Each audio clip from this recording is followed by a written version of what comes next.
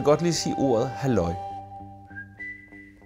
Så det er tit, hvis jeg glemmer, hvad et ord er, eller et eller andet, at jeg så erstatter det med halløj. Husk, vi skal have det der halløj, eller har du taget det der halløj med? Halløj kan jeg godt lide at sige. Jo, men jeg siger skrev meget. For tiden siger jeg meget skrev. Jeg elsker faktisk at sige græm.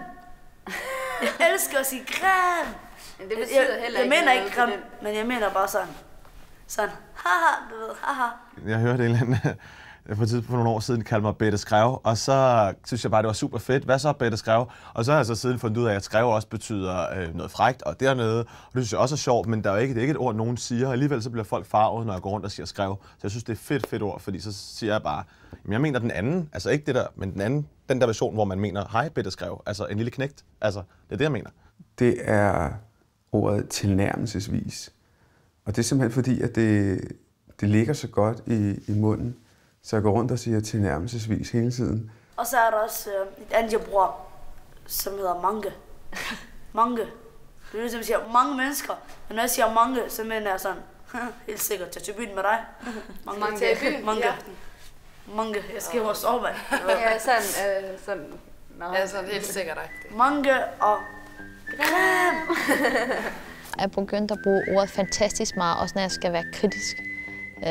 Det er fantastisk dårligt, det her, eller det er også fantastisk, at ordføreren kan sige det her.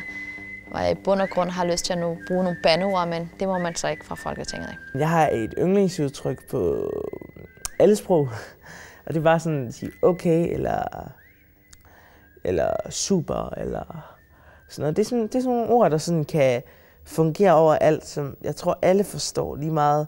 Altså, det er ligegyldigt, hvor man er fra. Mit yndlingsudtryk er at stikke en finger i jorden.